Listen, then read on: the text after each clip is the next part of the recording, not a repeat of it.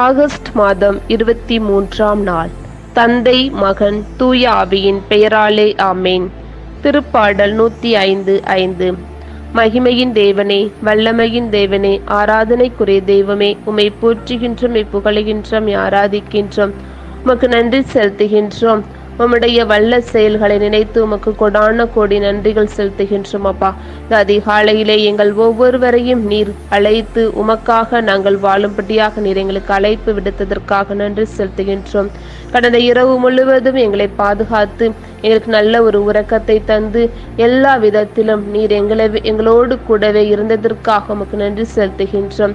இன்றைய நாளிலே இயேசுவே, எங்களுக்காக ஆண்டவரே நீர் ஒவ்வொரு நாளும் திட்டத்தை வைத்திருக்கின்றே. அந்த திட்டத்தை நாங்கள் சரியாக செயல்படுத்துவதற்கும் பயன்படுத்துவதற்கும் உம்முடைய பரிசுத்த ஆவியின் வல்லமையை கொண்டு எங்களை நிரப்புவீராக.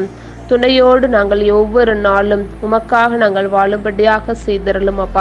அப்பா தந்தையே, பல நேரங்களில் எங்களுடைய ஆண்டவரே சுயநலத்துக்காக பிறரை மதிக்காமலும் பல நேரங்களில் உமக்கு மதிப்பு கொடுக்காமலும் உண்மையை நாங்கள் மறந்து எங்களுடைய திறமையை கொண்டு நாங்கள் செயல்பட்டிருந்திருக்கின்றோம். அதற்காக உம்மிடம் மன்னிப்பு கேட்கின்றோம். எங்களை மன்னித்து எங்களை ஏற்றுக்கொள்ளும் அப்பா.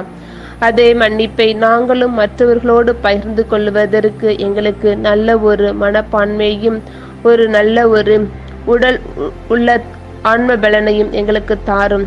பல நேரங்களில் இயேசுவே, தான் தோன்றித்தனமாக நாங்கள் வாழ்ந்து கொண்டிருக்கின்றோம்.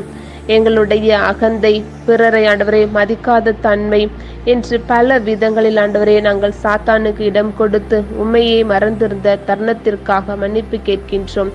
முழுமையாக எங்களை மன்னித்து எப்போதும் உமது பிள்ளைகளாக எங்களை சேர்த்து கொள்வீராக.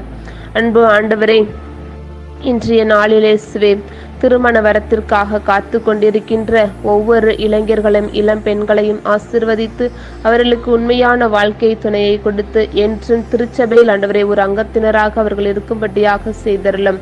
அப்போதுதான் இயேசுவே, உம்முடைய திருச்சபையின் ஆண்டவரே விதிமுறைகள் அவர்கள் கடைபிடித்து என்றும் எப்போதும் கடவுளை மகிமைப்படுத்துகின்ற பிள்ளைகளாக அவர்களை மாற்றியறலும்.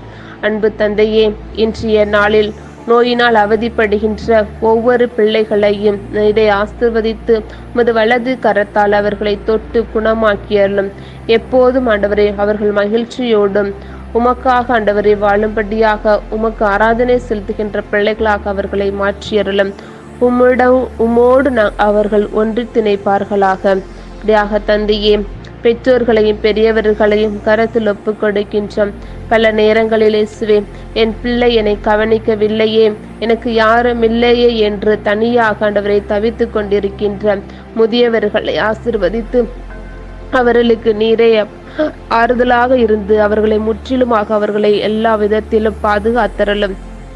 அன்பு ஆண்டவரே, சிறு பிள்ளைகளை நேரம் வரவிடுங்கள், அவர்களை தடுக்காதீர்கள், ஏனெனில் விண்ணரசு அவர்களுக்குரியதே என்று சொன்னீரே.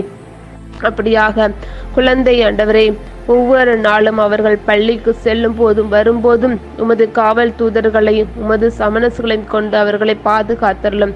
எல்லா விபத்துகளும் ஆபத்துகளும் இருந்து அவர்களை பாதுகாத்தரலும்.